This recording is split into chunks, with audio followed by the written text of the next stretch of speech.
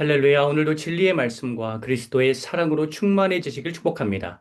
에스겔 11장 13절부터 25절까지의 본문으로 하나님의 말씀을 전하겠습니다. 19절, 20절만 읽겠습니다.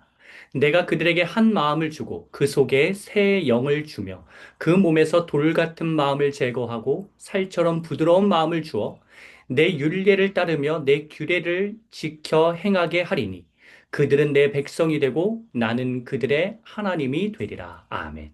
오늘 본문은 고관들의 잘못된 인식을 하나님께서 바로잡아 주시는 내용입니다. 에스겔 11장 1절부터 6절까지 보면 고관들은 자기들의 잘못은 생각 못하고 자기들이 매우 괜찮은 신앙인이라고 생각하고 있습니다. 왜 그렇게 생각하게 되었는지가 오늘 본문 15절에 나옵니다. 포로로 잡혀간 자들은 하나님께 벌을 받아서 예루살렘을 떠나게 되었지만 자기들은 예루살렘에 머물러 있으니 죄가 없다는 식의 생각을 하게 된 것입니다. 하나님께서는 분명히 7절부터 12절까지에서 고관들의 잘못과 그로 인한 심판의 메시지를 전하시고 이어서 오늘 본문 16절부터 26절까지의 메시지를 통해서 앞으로 어떠한 역사를 일으키실지를 알려주시면서 이 고관들의 생각은 잘못되었다는 사실을 말씀하십니다. 고관들의 생각과는 전혀 다른 하나님의 생각이 오늘 본문 말씀에 기록되어 있습니다. 뒤이어 22절부터 25절까지에 나온 환상을 통해 하나님의 영광이 완전히 떠나는 모습을 보여주십니다.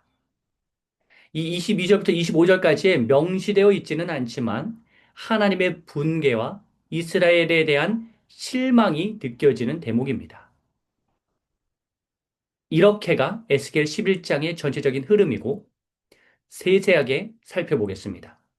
만일 고관들의 잘못이 없었다면 13절 블라디아가 죽는 일도 없었겠죠. 하나님은 슬퍼하는 에스겔에게 14절 말씀해 주십니다. 15절과 같이 예루살렘에 남아있다는 이유만으로 자기들은 죄가 없다고 생각하는 고관들이 얼마나 잘못되었는지를 알려주십니다. 에스겔에게. 16절부터 21절까지에 나온 내용은 예루살렘에 있다고 죄가 없는 것이 아니라 예루살렘 밖에 있더라도 하나님의 법을 따르는 의로운 자들이 있다면 그들이 하나님의 선택을 받은 자들이고 그 하나님의 선택을 받은 자들을 통하여서 하나님께서는 회복의 역사를 써내려 가실 것이라는 그 하나님의 계획을 에스겔을 통하여 말씀하십니다.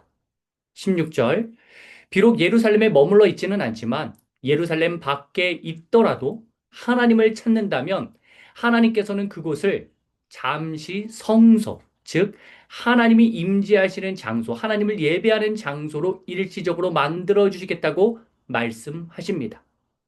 예루살렘에 있는 것이 중요한 것이 아니라 떠나 있더라도 마음이 진정으로 하나님께로 향하고 있는지가 중요한 것입니다.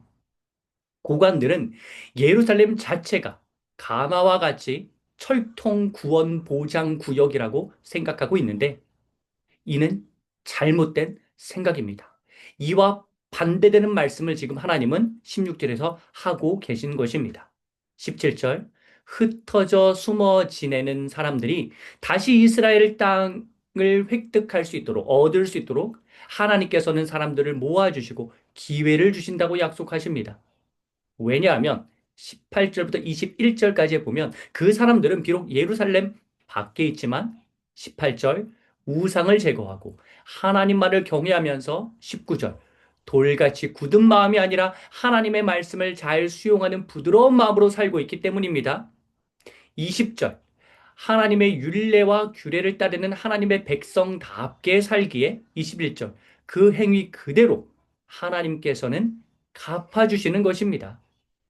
하지만 고관들은 예루살렘에 남아있는 상태, 상대적으로 예루살렘 밖에 있는 사람들보다 더 나은 상태이지만 진정한 회개를 하지도 않고 예루살렘에 있다는 그 사실이 자기를 보존해 줄 것으로 여기며 심지어 자기네들은 죄가 없고 괜찮은 신앙인이라고 인식하고 있기에 22절부터 25절과 같이 하나님의 영광이 동쪽 산에 머무르는, 즉 완전히 예루살렘을 떠나게 되는 그러한 하나님의 외면을 받게 되는 것입니다. 하나님의 심판을 받게 되는 것입니다.